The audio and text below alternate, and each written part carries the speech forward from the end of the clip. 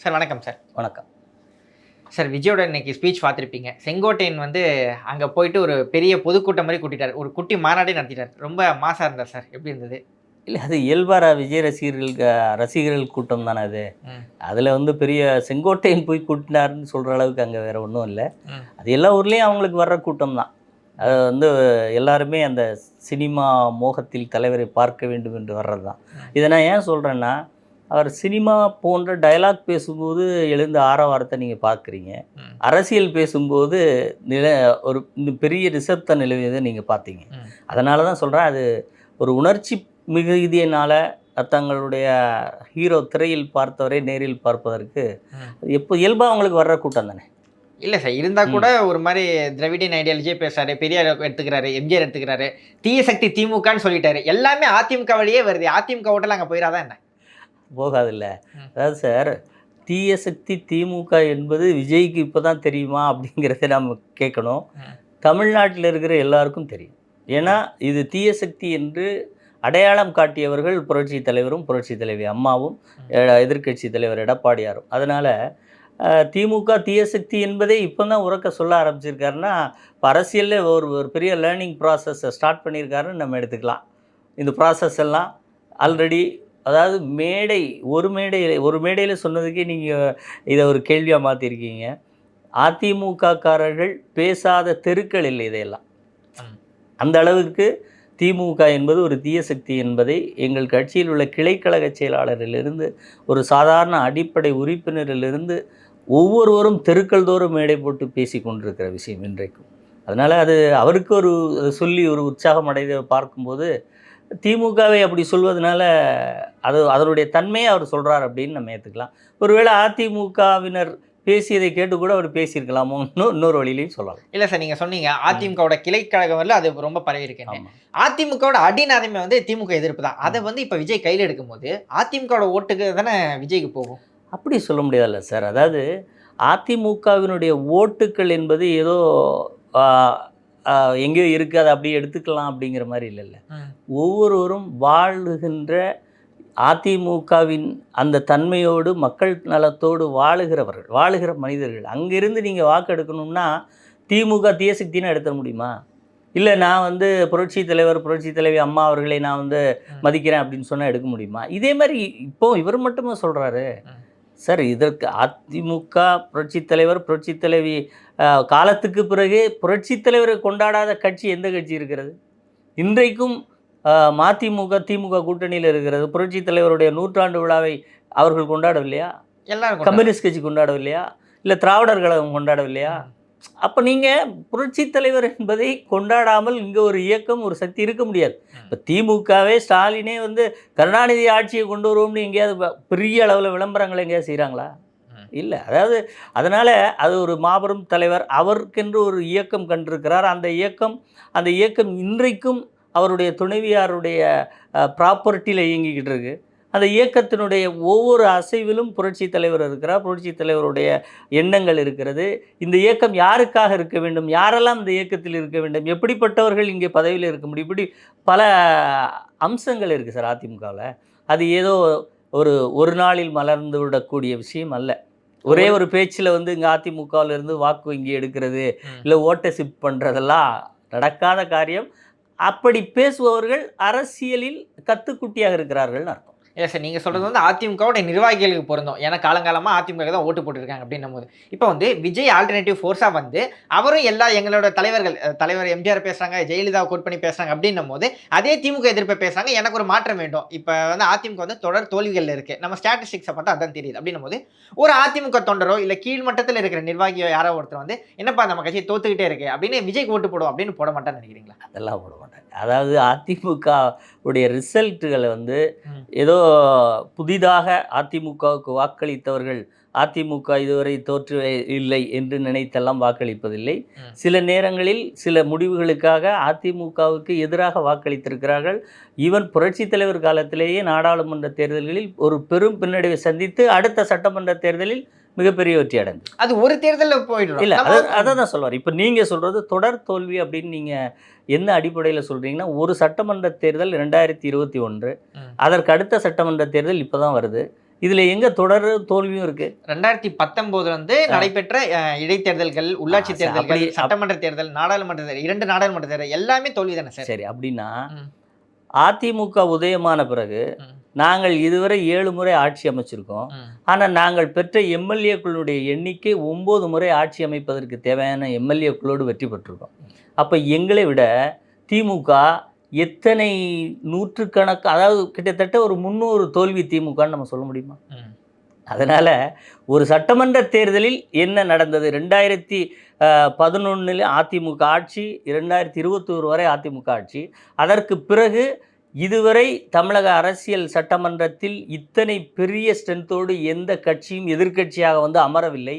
அவ்வளவு பெரிய ஸ்திரமான தன்மையோடு சட்டமன்ற தேர்தலில் சில லட்சம், அதாவது ஒரு 2.5 லட்சம் வாக்குகளில் தோல்வி பெற்றிருந்தாலும் எதிர்க்கட்சியாக, பலமான எதிர்க்கட்சியாக வந்து அமர்ந்திருக்கிறோம். சார் நீங்க சொல்றது எல்லாம் இதெல்லாம் நீங்க சொல்ற, அதாவது நீங்க புள்ளிவிவர கணக்குகள் வாக்கு வங்கின்னு சொல்றீங்க இல்லையா? அப்போ வெற்றிக்கான வாக்கு வங்கிகள், அதாவது இப்போ டி நகரில் வெறும் 135 வாக்குகளில் ஒரு தொகுதி இழக்கிறது அதிமுக. அதை நீங்கள் வெற்றி அப்படின்னு வைக்கலாம். ஆனால் நாங்கள் எப்படி பார்ப்போம்னா, வெற்றியை இழந்தது வெறும் 135 வாக்குகள். இந்த தொகுதியில் அந்த 135 வாக்குகள் எப்படி போனது, அதற்கும் எங்களுக்கு வழி இருக்கு. இல்லை சார், இத்தனை நாள் எப்படி நீங்கள் சொன்னீங்கன்னா ஒரு பைபோலார் பாலிடிக்ஸ் மட்டும் இருந்தது. அதாவது தொடர்ந்து தோல்விகள் வந்து திமுக இருந்திருக்கு, அடுத்து வந்து திமுக மீண்டு வருது அப்படின்னா அப்போ வந்து பைபோலார் பாலிடிக்ஸ் மட்டும் இருந்தது. இப்போ விஜய்னு ஒரு புது சக்தி வராரு, அவரும் வந்து அதிமுக ஓட்டுகளை குறிவச்சு பேசுறாரு, அதோடைய தலைவர்கள் எல்லாத்தையும் ஏத்துக்கிறாரு, ஆளுங்கட்சியை விமர்சிச்சு பேசுறாரு. அப்படின்னும் போது அந்த ஓட்டுகள்லாம் டிரான்ஸ்ஃபர் ஆகாம இருந்தா ஆகாதுன்னு சொல்றேன். அதாவது சார், உண்மை என்பது எப்போதும் உண்மைதான், போலி என்பது போலி தான். நீங்கள் உங்களுடைய ஸ்ட்ரென்த்தில் தான் வர முடியும் ஒழிய இன்னொரு கட்சியை, அவருடைய கட்சி தலைவர்களை, சார் நான் இது முன்னுதாரணம் விஜய் மட்டும் இல்லை சார், நிறைய பேர் கொண்டாடிட்டாங்க. புரட்சி தலைவரை கொண்டாடாத இயக்கங்களே இல்லைன்னு சொல்கிறேன். அதுக்கு என்ன காரணம்? அப்படி கொண்டாடியவர்களுக்கெல்லாம் வைக்க முடியுமா? அதிமுக ஓட்டு போட்டுருமா? இல்லை அதிமுக நிலைப்பாட்டில் இருப்பவர்கள் வாக்களித்து விடுவார்களா? இல்ல, அந்த சக்தின்னு ஒண்ணு இருக்குல்ல, நீங்க சொன்னீங்க பல பேர் பேசுறாங்களே, விஜய்க்கு இப்ப இருக்கிற சக்தி வந்து அந்த மத்த பேருக்கு இருந்துதான் தெரியல. இப்ப வந்து விஜய் வந்து ஒரு தேர்ட் ஆல்டர்னேட்டிவா வராரு. விஜயகாந்துக்கும் இதை விட பெரிய சக்தி இருந்துச்சு. விஜயகாந்த் வந்து அவர் அரசியல்ல கிட்டத்தட்ட, அதாவது புரட்சி தலைவருக்கு அடுத்து, புரட்சி தலைவர் அம்மாவுக்கு அடுத்து அரசியலிலும் சினிமாவிலும் ஒரே நேரத்தில் பயணித்தவர் விஜயகாந்த் அவர்கள். அவர் அதாவது சினிமா தவிர்த்து நடிகர் சங்கமாக இருக்கட்டும், இப்படி ஒரு இயக்கம், சங்கம், இது போன்ற நடைமுறைகளில் தன்னை ஈடுபடுத்தி கொண்டு தேர்தலை சந்தித்து 10% வாக்குகளை பெற்றவர். அப்படி தேர்தல் கட்டமைப்பிலும், களத்திலும், திரைத்துறையிலும் இப்படி பல பரிணாமங்களில் இயங்கிய விஜயகாந்த் அவர்களால் பெற்ற வாக்குகள் 10% தான். அப்போ விஜய் என்பது இப்போ திடீர் அரசியலுக்கு வந்திருக்கார். இப்போ தான் போய் ஒன்றா படிச்சுட்டு வர்றாரு. எந்த ஆண்டு என்ன நடந்துச்சு, எந்த திட்டம் எங்கே பண்ணியிருக்கு, தீய சக்திங்கிறத இப்போ கண்டுபிடிச்சிருக்காரு. இப்போ அப்படி ஒன்றொன்றா கண்டுபிடிச்சிக்கிட்டு இருக்கிறவர் தானே. அதைத்தான் மக்கள் பார்ப்பார்கள். அதாவது எந்த இடத்தில், அதாவது இன்னும் சொல்லப்போனால், இப்போ விஜய்க்கு ஒரு சில கைதட்டல்கள், ஒரு கூட்டம் வருகிறதுனா, சினிமாவில் இவர் இது போன்று பேசுவார், கிளைமாக்ஸில் இவர் நினச்ச மாதிரி நடக்கும். ஆனால் இது தேர்தல். இங்கே கிளைமாக்ஸ் வரும்போது நீங்கள் கதாநாயகன் இல்லை என்று தெரிகிற போது இந்த பிரம்மாண்டம், இப்போ நீங்கள் ஒரு கட்டமைச்சு ஒரு கேள்வி கேட்குறீங்கல்ல, இதெல்லாம் அங்கே இருக்காது. இல்லை சார், அவர் தொடர்ந்து ஒவ்வொரு பேச்சிலையும் வந்து சொல்லிட்டு இருக்கிறது, இங்கே போட்டி என்பது டிவிகேக்கும் டிஎம்கேக்கும் மட்டும்தான் அப்படின்னு. அதிமுக அப்படிங்கிற ஒரு ஃபேக்டரி, ஒரு பெரிய கட்சி வந்து அவர் எலிமினேட் பண்ணுறாரு. அப்படின்னும் போது மக்கள் மனசில் அதே வந்து விதிச்சிட்டு இருக்கும்போது ஒரு அஜெண்டா செட்டிங் மாதிரி அதிமுக வந்து நிராகரிச்சிட மாதிரி ஆகாதா சார்? அது அப்படி ஆகாது. அங்கே என்ன ஆகும்னா, என்னப்பா இந்த தம்பி ரொம்ப புரியாத தம்பியாக இருக்கார, இவர் ஏதோ அரசியலில் ஏதோ வருவார்னு நினச்சோம், இல்லை தலைமை பண்பு இருக்குன்னு நினச்சோம், களம் என்னன்னே தெரியாமல் ஒரு தம்பி வந்து வாய்க்கு வந்ததெல்லாம் பேசிட்டு போகிறாரு தான் நினைப்பேன். இந்த பேசிட்டு போகிற இந்த தெருக்களை கடந்து போகிறார்ல, எத்தனை லட்சம் அதிமுக தொண்டர்களை தாண்டி தான் நீங்கள் போக முடியும் தெரியுமா? அத்தனை பேர் செங்கோட்டையின் முன்னாடி இப்போ வந்து செங்கோட்டையின் முன்னாடி. அப்போ இதுக்கு சரி வச்சுக்கிடுவோம். அதை நம்ம இந்த வார்த்தையை சொன்னால் நல்லா இருக்கு பாட்டு தெரியல. ஏற்கனவே பழைய தலைவர்கள்லாம் சொல்லியிருக்காங்க, நாங்கள் கலட்டி போட்ட கோவடத்தை தலையில் கிரீடமாக கட்டிக்கொண்டு செங்கோட்டையன் செங்கோட்டையன் என்று ஆர்ப்பரிக்கிற போதே உங்களுக்கு இன்னும் எவ்வளவு பெரிய கட்டமைப்பு தேவை என்பதை புலகாங்கிதம் அடைஞ்சு நீங்கள் புகழ்கிறீங்கல்ல. இதே மாதிரி இல்லை, 1 லட்சம் செங்கோட்டையனுக்கு மேலே நாங்கள் வச்சுருக்கோம். ஒரு பேச்சுக்கு சொல்கிறேன். அதனால் நீங்கள் பேசும்போது, நாஞ்சில் சம்பத்தை கூப்பிடும்போது, செங்கோட்டையன் வந்தபோது புலகாங்கிதம் அடைஞ்சிடுறீங்கல்ல. இவர்கள் 2 பேருமே அரசியலில் தனக்கென்று ஒரு கூட்டத்தையோ ஒரு க்ரௌட் புல்லிங் பவரோ இருக்குன்னு நினைக்கிறீங்களா? இவர் எந்த அரசியல் நிலைப்பாட்டில் சார் அது இல்லைன்னு நான் சொல்ல வரேன். ஏன் விஜய் அவர்கள் தேர்ந்தெடுத்தார்கள் என்பதை நீங்கள் கூர்ந்து பார்த்தாலே தெரியும். அதனால் விஜய் பேசுகிற பேச்சுக்கு அதிமுக களத்தில் இல்லை அப்படின்னு சொல்கிறதா இருக்கட்டும், எனக்கும் திமுகவுக்கும் தான் போட்டி. திமுக எங்கேயாவது சொல்லியிருக்காத? அவங்க விஜய் பெருசு பண்ண வேணாம்னு நினைக்கிறேன். இல்லை, நான் உங்ககிட்ட கேட்குற கேள்வி, இப்போ ஒரு எதிரி இன்னொரு எதிரியை பார்த்தோன்னே அந்த எதிர்கோஷத்தை விடணும்ல. எங்கேயாவது திமுக விஜய தம்பி அப்படின்னு விஜய் தான் எங்கள் எதிரின்னு எங்கேயாவது சொல்கிறாங்களா?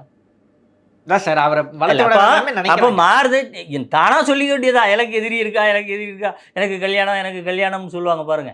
அது மாதிரி சொல்லிக்கலாம். எனக்கு வந்து ஒரு விஜய் சொல்கிறதுல ஒரு உண்மை இருக்குது. என்னென்னா, 2ஆம் இடத்துக்கான போட்டியில் தாவேகாவும் திமுகவும் இருக்கிறதுங்கிறது யதார்த்தமான இன்றைக்கு இருக்கிற கள சூழல். 2ஆம் 2ஆம் இடத்திற்கான போட்டியில் அவங்க இருக்கிறது.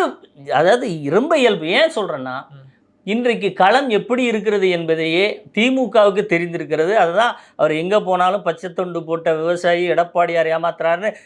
ஏன் எடப்பாடியாரை குறிவைத்து தாக்குகிறார் என்றால், எங்களுடைய எதிரி அதிமுக தான்.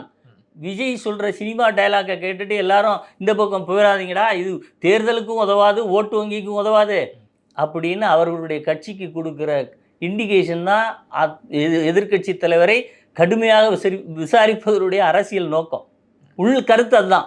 நீங்கள் அதே மாதிரி நீங்கள் அப்படி ஒரு ஃபேக்டரே இல்லைன்னா தாவேக்கா கூட வாங்க, நீங்கள் தான் எங்கள் எதிர்க்கட்சின்னு சண்டை போட சொல்லுங்கள். சரி, ஓகே சார். களத்தில் இருப்பவர்கள் எது களம் என்பது தெரியாமல், யாராவது என்னுடைய எதிரி யார் என்று தெரியாமல் ஒருவன் சண்டைக்கோ போருக்கோ போனால் என்னாகும்? அதுதான் நடக்க போகுது. அதே மாதிரி அதிமுக ஒன்றும் இல்லை சார், 170 தொகுதிகளில் ஒரு மிக குறுகிய நாட்களில் அவ்வளவு பெரிய மக்களை சந்தித்து வந்திருக்கிற கூட்டத்தை அது குறித்து களத்தில் இல்லைன்னு சொன்னால், நீங்கள் தான் பனையூருக்குள்ளே இருக்கீங்க, தயவுசெய்து வெளியே வாங்கன்னு நம்ம தான் சொல்லணும். பாவம். சரி, ஓகே சார். நீங்கள் வந்து நிறைய பார்க்குறீங்க, சமூகத்தில் என்ன நடக்குதுன்னு தெரியுது, களத்தில் என்ன நடக்குதுன்னு தெரியுது. பெரும் இளைஞர் கூட்டம் வந்து விஜய்க்கு தான் சப்போர்ட் பண்ணுற மாதிரி இருக்குது. அதிமுக பின்னாடி வந்து இளைஞர் கூட்டம் வந்து பெருசாக போகிற மாதிரி இல்லை அப்படின்னு ஒரு கருத்து இருக்கு அப்படின்னு சொல்கிறாங்களா? அதிமுகவில் இளைஞர் அணி இருக்கிறது. அந்த இளைஞர் அணியிலையும் சரி, மாணவர் அணியிலையும் சரி, இளைஞர் இளம்பெண்கள் பாசறையிலும் சரி, அந்த வயது நிர்ணயம் செய்து அவ்வளவு தொண்டர்கள் ஒவ்வொரு அதாவது பகுதியிலிருந்து மாநிலம் வரைக்கும் நிர்வாகிகள் நிறைந்து கிடக்கிறாங்க. பிரதிநிதித்துவம் நிறைய இருக்கிறது. இன்னொன்று, அப்படி அதிமுகவினுடைய அந்த கட்டமைப்பை பார்த்தீங்கன்னா, 18 வயது முதல் 100 வயது முதியவர் வரை அனைவருக்குமான இயக்கமாக, அனைவரும் உள்ளடக்கிய சிந்தனை கொண்ட இயக்கமாக இருக்கக்கூடிய ஒரே இயக்கம் இன்னைக்கு அதிமுக. அதனால் வெறும் ரசிகர்கள்னு தான் நான் சொன்னேன். அந்த இளைஞருக்கான ஃபேஸ் இல்லையோ சார் அதிமுக கிட்ட. இப்போ திமுக வந்து உதயநிதி ஃபேஸை காமிச்சு இளைஞர்கள் எல்லாத்தையும் எடுக்கிறாங்க அப்படின்னு போது, விஜய் ஃபேஸ் பின்னாடி பல பேர் இருக்காங்க. இப்போ நாம் தமிழரில் கூட சீமான் பின்னாடி இளைஞர்கள் பட்டாலும் நிறைய பேர் இருக்கதான் சொல்கிறாங்க. அதிமுக கிட்ட அந்த இளைஞரோட ஃபேஸ் யாரு? இல்லை சார், இளைஞருடைய ஃபேஸ் நாங்கள் வந்து எக்ஸிபிட் பண்ணுறதில்ல. எங்களுடைய இளைஞர் அணி செயலாளர்கள் அந்தந்த பணிகளை மிகச்சிறப்பாக நடத்தி கொண்டிருக்கிறார்கள். மாணவர் அணியை சேர்ந்தவர்கள் அவர்களுடைய பணியை மிகச்சிறப்பாக செய்து கொண்டிருக்கிறார்கள். இவர்களெல்லாம் நீங்கள் பார்த்தீங்கன்னா, அதாவது இந்த இயக்கத்தோடு மிக தெளிவாகவும் தீர்க்கமாகவும் பயணிக்கக்கூடியவர்கள். நீங்கள் உதயநிதி ஸ்டாலினே அவர்கள் கொண்டாடுகிறார்கள் என்றால், நான் சொல்கிற இளைஞர் அணியை தவிர திமுகவில் எந்த அணியாவது இருக்குன்னு உங்களுக்கு தெரியுமா? மகளிர் அணி இருக்குது, மாணவர் அணி இருக்குது. ஏதாவது செஞ்சுருக்கா? ஏன் இளைஞர் அணி மட்டும் எல்லாம் செய்யுது? சார், அது ப்ரொமோட் பண்ணிக்கிட்டு இருக்காங்களே ஒழிய ஈர்த்துக்கிட்டு இருக்காங்கன்னு அதை எப்படி சொல்கிறீங்க? ஸ்டாலினுடைய மகன் அடுத்த திமுகவுக்கு நாங்கள் இவரை தலைவராக்க வேண்டும் என்று சொல்லிகிட்டு இருக்காங்க. அவங்க குடும்பம் நிதி வைத்திருக்கிறது, நிதி ஆள்கிறது. நம்ம ராஜா அவர்கள் சொல்வார், எம்பி அவங்க இருக்கக்கூடிய துணை பொதுச் செயலாளர் காந்தி அவர்களே வந்து அரசியல் செய்வதற்கு டாடா பிர்லாக்களின் மாளிகையில் தங்கி தான் அரசியல் செய்தார். அதாவது நீங்கள் ராஜா போன்றவர்கள்லாம் ஏன் உயரிடத்துக்கு துணை முதலமைச்சருக்கு வர முடியலன்னு கேட்ட கேள்விக்கு, அது மாதிரி இப்போது அரசியல் செய்வதற்கு அந்த குடும்பத்தை தவிர வேறு ஆட்கள் இல்லைன்னு சொன்னார். அதுக்கு என்ன பொருள்? வாரிசு அரசியல் ஏற்றுக்கிட்டாங்க.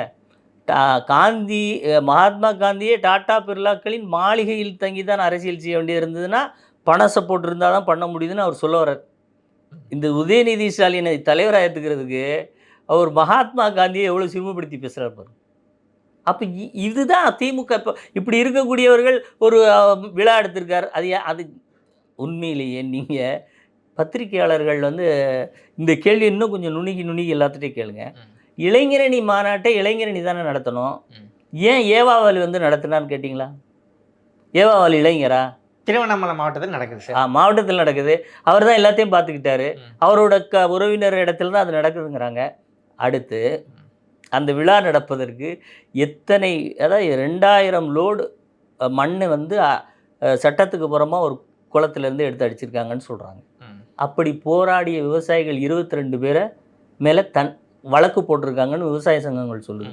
இப்படி 22 விவசாயிகள் மீது வழக்கு போட்டு 2000 லோடு மண்ணை அள்ளி அவர்கள் குடும்பத்தில் அடுத்த தலைவர் யார் என்று சொல்வதற்கு நடத்தும். அதை பார்த்துட்டு நீங்கள் இளைஞர்கள் மாநாடுன்னு சொன்னீங்கன்னா, அப்படி ஒரு முறைகேட்டோடு இவ்வளோ 22 விவசாயிகள் மீது வழக்கு போட்டுவிட்டு இளைஞரணி மாநாடு நடத்தினா அதுக்கு பேர் உண்மையான இளைஞரணி மாநாடா? இல்லை, நான் இன்னொன்று சொல்கிறேன். அடுத்து இப்போ 41 பேர்கள் இறக்கக்கூடிய நிலைக்கு வருகிறது. அப்போ அவ்வளவு ஒரு கூட்டத்தை முறைப்படுத்த தெரியாமல், சரியாக கொண்டு போகாமல் நான் இளைஞர்களை வைத்திருக்கிறேன் என்று சொல்வது மாநாடா? அல்லது இத்தனை லட்சம் இளைஞர்கள் இருந்தாலும் அவர்களை எந்த விதமான பதட்டத்திற்கும் எந்த விதமான பாதிப்புக்கும் உட்படுத்தாமல் ஒரு இயக்கம் வழிநடத்திட்டு போகிறது, அது இளைஞர் பக்கம் இருக்கிற இயக்கம் சொல்லுங்க. அதாவது இளைஞர்களை வைத்துக்கொண்டு, அந்த வயதை வைத்துக்கொண்டு அதை முதலீடாக்கி அரசியல் செய்ய வேண்டும் என்று நினைப்பது வேறு இயக்கங்களாக இருக்கலாம். அதிமுக அவர்களை முறைப்படுத்துகிற இயக்கமாகத்தான் இருக்கும். அதனால் எங்களிடம் இருக்கின்ற இளைஞர்களை இந்த இயக்கத்தில் சேரும் போதே ஒரு பண்பட்ட நிலையில் நாங்கள் மாற்றி விடுகிறோம். அதுதான் இதில் இருக்கிற யதார்த்தமான உண்மை. சரி, ஓகே சார். களத்தில் அதிமுக தான் லீடிங் பொசிஷனில் இருக்குது அப்படின்னு சொல்கிறீங்க.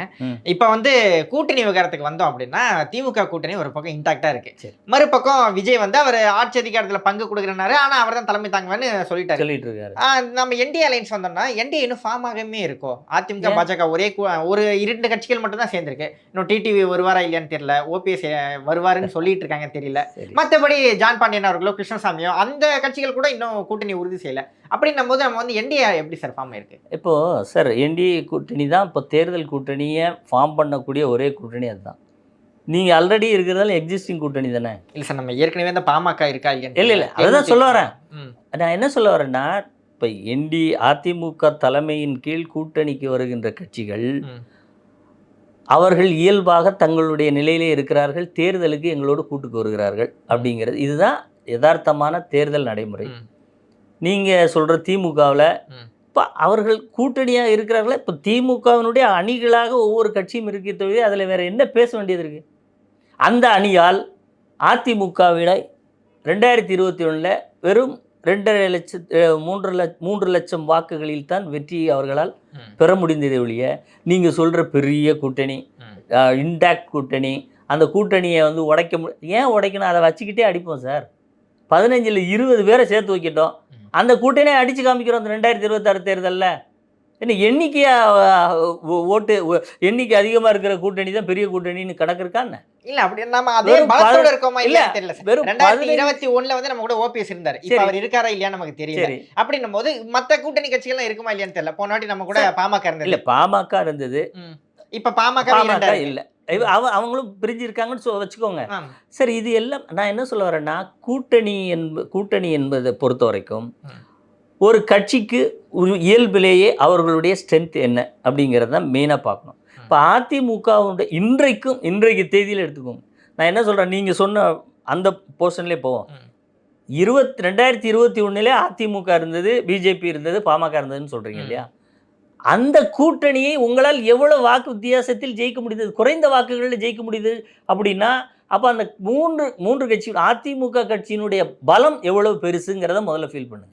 ஒரு வாக்கு வங்கி அதிமுகவினுடையது தமிழகத்திலே மிகப்பெரிய வாக்கு வங்கி என்பதை நாங்கள் சொல்கிறோம். சட்டமன்ற தேர்தலை பொறுத்த வரைக்கும் இப்போ நீங்கள் உடனே இந்த நாடாளுமன்ற தேர்தல் எப்படின்னு சட்டமன்ற தேர்தலுடைய வரலாற்றில் மக்கள் ஆட்சி அதிகாரத்தை இந்த மாநிலத்திற்கான ஆட்சியை தீர்மானிக்கிற போது அதிமுகவினுடைய வாக்கு வங்கி என்பது இந்த தமிழகத்தில் வேறு எந்த கட்சிக்கும் கிடையாது. அதனால் நீங்கள் திமுகவில் பல கட்சிகள் இருக்கிறது அப்படிங்கிற வாதம் அந்த ஒரே அதிமுகவுக்கு முன்னால் இருக்கிற போது அடிபட்டு போகும். இன்றைக்கு பிஜேபி இருக்கிறது, பிஜேபியோடு வேறு கட்சிகள் வருமா வராதா என்பதெல்லாம் எங்களுடைய கட்சியுடைய பொதுச் செயலாளர் இந்த கூட்டணிக்கு தலைமை தாங்கக்கூடிய எடப்பாடியார் அவர்கள் தீர்மானம் செய்வார். அதற்கு இன்னும் கொஞ்சம் நாட்கள் இருக்கிறது. எங்களை பொறுத்த வரைக்கும் கடந்த ஆட்சியில் திமுக வைத்த பொய் பரப்புரைகள், அவர்கள் கொடுத்த வாக்குறுதிகளில், அதாவது ஆசையை தூண்டியதில் ஒரு சிறு வாக்கு வங்கி, என்ன சொல்ல போனால் ஒரு 3 லட்சம் வாக்குகள் இந்த ஆட்சி மாற்றத்திற்கான வாக்காக மாறிவிட்டது. இன்றைக்கு அந்த பொய் வாக்குறுதிகள் செல்லாது, எடுபடாது என்பதை மக்கள் தெளிவாக உணர்ந்திருக்கிறார்கள். அந்த அடிப்படையில் இந்த கூட்டணி சிறிது என்று சொன்னாலும் அந்த வெற்றி மார்ஜினை அதையும் விட தாண்டி போவதற்கு அதிமுகவுக்கு வாக்களிப்பதற்கு இன்றைக்கு களம் தயாராக இருக்குது. அதனால் எத்தனை கூட்டணிகள் வருகிறதோ அத்தனை கூட்டணிகளுக்கும் தொகுதிகளின் எண்ணிக்கையில் இன்னும் அதிகமாக போகும். திமுக எதிர்க்கட்சி அரசியலில் உட்கார வேண்டுமா வேண்டாமா என்பதைத்தான் கூட்டணி தீர்மானிக்குமே ஒழிய இன்றைய நிலையில் தேர்தலை சந்தித்தாலும் அதிமுக ஆட்சியில் அமரும். டிடிவி தினகரனோ ஓபிஎஸ்ஓ என்டிஏக்குள்ள வந்தால் உங்களுக்கு ஓகேவா சார்? சார், அதுக்கு பொதுச் செயலாளர் முடிவு பண்ண வேண்டிய விஷயம். மறுக்க மாட்டீங்க. அதாவது ஒரு காலத்துல வந்து ஓபிஎஸும் டிடியும் கண்டிப்பா சேர்த்துக்க முடியாதுன்னு சொன்னீங்க. இப்ப அந்த ஸ்டேட்மெண்ட் இல்ல சார், நான் அப்படி சொல்லல சார். பொதுச் செயலாளர் அதான் அன்னைக்கு பொதுச் செயலாளர் சொன்னாங்க, இன்னைக்கு அதே சொல்லுவாரான்னு கேட்குறேன். சொல்லுவார், அவருக்கு ஏன் அதனால் சார் அவருடைய பாதை மிக தெளிவாக இருக்கு. தேர்தலை எப்படி அணுக வேண்டும் என்பதில் ரொம்ப தீர்க்கமாக இருக்கார். அதனால தான் இப்போ பொதுக்குழுவில் அவருக்கு அதிமுக பொதுக்குழு அந்த அதிகாரத்தை கொடுத்துருக்கிறது. நீங்கள் யாரை சேர்க்கணும், யாரை சேர்க்கக்கூடாது, தேர்தல் கூட்டணி எப்படி கட்டமைக்கணும், என்ன வியூகங்கள், அனைத்து முடிவுகளையும் எடுப்பதற்கு எதிர்க்கட்சி தலைவருக்கு அதிமுக பொதுக்குழு அதிகாரம் கொடுத்துருக்கிறதுனால அவர் எடுக்கிற முடிவு, அந்த முடிவை அவர் அனைத்து விதமான தேர்தல் வியூகங்களோடும் பொருத்தி பார்த்து தான் எடுப்பார். அப்படி அவர் எடுக்கிற முடிவு வெற்றிக்கு உகந்ததாக இருக்கும் என்று தான் இப்போதைக்கு சொல்ல முடியும். அவர்கள் கூட்டணியில் வருவார்களா, இருப்பார்களா, என்ன மாதிரி போகிறாங்க என்பதெல்லாம் முடிவெடுக்க வேண்டியது கட்சியினுடைய தலைமை. சரி, ஓகே சார். இறுதியாக ஒரே ஒரு கேள்வி. உங்கள் கூட்டணி இன்னும் முடிவாகலை அப்படின்னு தான் சொன்னீங்க.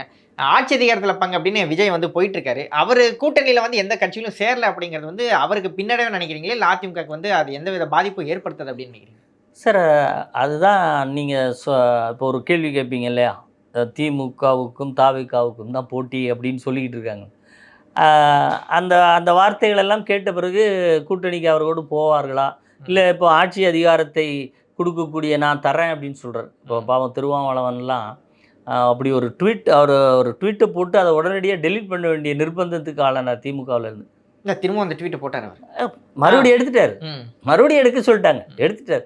இப்போது அது என்றோ பேசியதுன்னு சப்பை கட்ட வேண்டிய நிலைமைக்கெல்லாம் வந்தாங்கல்ல. இப்போது விஜய் பெரிய ஃபோர்ஸ்னால் ஏன் எல்லோரும் அங்கே போய் ஷேர் பண்ணி வாங்கிக்கோங்க, சீட்டை வாங்கிக்கோங்க சார். அமைச்சரை இன்னைக்கு என்னென்ன அமைச்சர் வேணும்னு இப்போவே போய் சேர்ந்துக்க வேண்டியது தானே. அதிமுகலேருந்து பல பேர் போகிறாங்க. அதிமுகவிலிருந்து இதுவரை யாரும் போகவில்லை. நான் ஏற்கனவே உங்கள்கிட்ட சொன்னேன், நாங்கள் வேண்டாம் என்று பிடுங்கிய கலை எங்களுடைய முன்னாள் அதிமுககாரர் என்கின்ற அடையாளத்தோடு போயிருக்கிறது. அதிமுகவின் செல்வாக்கும் அதிமுகவினுடைய புகழும் நீங்கள் என்றைக்கு வேறு கட்சிக்கு தருவீர்களோ அங்கு உங்களுக்கு பயன்படாது. அது யதார்த்தமான. செங்கோட்டைன்னு ஒரு மூத்த அரசியல்வாதி, அவருக்கு வந்து கான்டாக்ட்ஸ் நிறைய இருக்கும், கூப்பிட்டா வருவாங்க அப்படின்னு ஒரு நம்பிக்கையோட இருக்காங்க. யார் வந்திருக்கா? இதுக்கு மேலே வருவாங்க போல அப்படி சொல்லிகிட்டே இருக்கணும். தேர்தல் முடிஞ்சிடும், அதுக்கப்புறம் அந்த அவர் சார்ந்திருக்கிற இயக்கத்தினோட வாக்கு வங்கி என்னன்னு தெரிஞ்சிடும். அப்புறம் அதுக்கப்புறம் இவருக்கு புதுசாக திடீர்னு தூக்கத்தில் ஏதாவது கனவு கண்டு ஒரு அரசியல் மாற்றத்துக்கு அங்கே போச்சு சொன்னாங்கன்னு சொல்லுவாங்க. இதெல்லாம் இன்னும் பேசுவாங்க. நம்ம தொடர்ந்து விவாதிக்க போகிறோம்ல, அந்த காலங்களில் இன்னும் தொடர்ந்து என்னெல்லாம் யோசனைகள் வருகிறதுலாம் பார்க்க முடியும் நம்ம. சரி, ஓகே சார். ரொம்ப விரிவாக உங்களோட கருத்துக்களை பயந்துட்டீங்க. ரொம்ப நன்றி சார், நேரத்தை கொடுத்து கருத்துக்களை பயந்துட்டீங்க.